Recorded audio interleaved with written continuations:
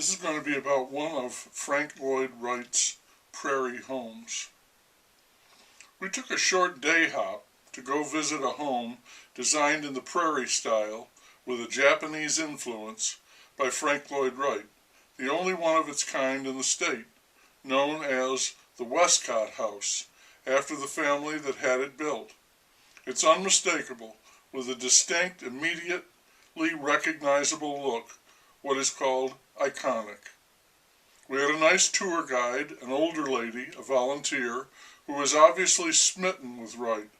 Every other minute she said something like, well, he was a genius, of course, but he could be very difficult.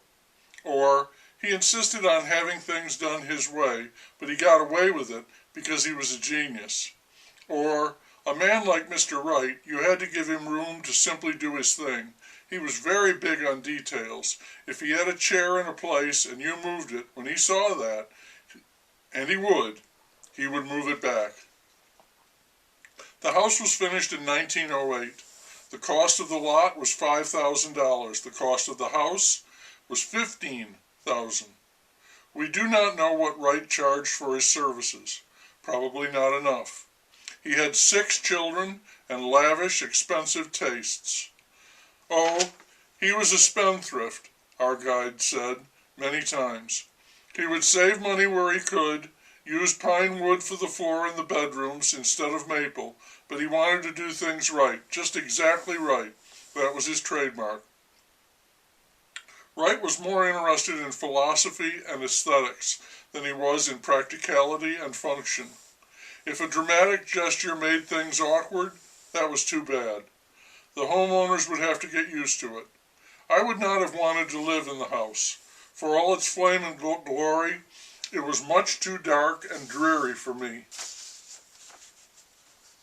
There are many windows and no screens. Mr. Wright did not like screens, but it is still a dark place. The wood is stained dark and the walls are all painted in dark tones of brown, green, and blue.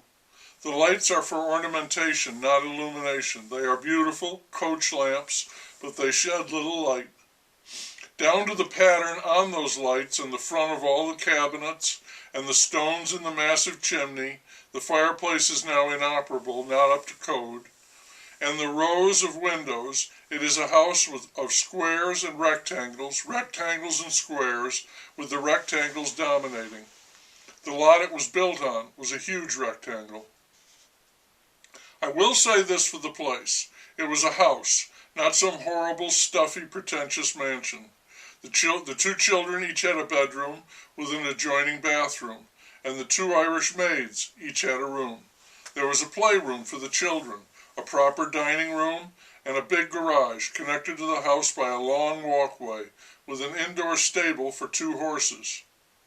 Wright concealed his entrances. The front of the house had a patio and a reflecting pool, flanked by 2 giant urns, but it was for those who lived in it, not for visitors or traveling salesmen. The main entrance was on the side, behind a hinged metal gate, and a big dark wood door. Immediately inside, more darkness, all dark wood, pine steps leading up to a landing where, suddenly, there were pale painted glass panes overhead, and behind, beautiful and dramatic touches, nearly concealed, like a magician, by the architect. The house had a terrible history. The original owners died young, the wife at 50 after complications following sinus surgery, the husband several years later of a bad heart and too much alcohol, after the motor car company he directed failed, crushed by the mass-producing giants. Mr. Wescott was proud of his car, proud of his wife and children, proud of his family's good name and business reputation, and he was also proud of his house and hated to see it all go.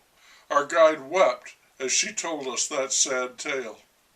Oh, the house with all that dark wood, the many little windows, the dark linear molding wrapped around each room, a full foot below the ceiling.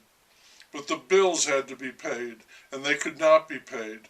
The town allowed Wescott to remain in the house until he died. Then it was sold, twice, and chopped up into 5 apartments. All the furniture was sold. Termites and water damage took their toll. A Wright Conservancy in Chicago stepped in and bought the house for $200,000, then restored it for $5,800,000. Now it lives on tours and contributions, a few special events, anything to raise a dollar. They pump all that money and work into it because it stands as an example of the work of a man we remember as a rather difficult fellow, somewhat impractical, but no doubt a genius. We indulge him because of that.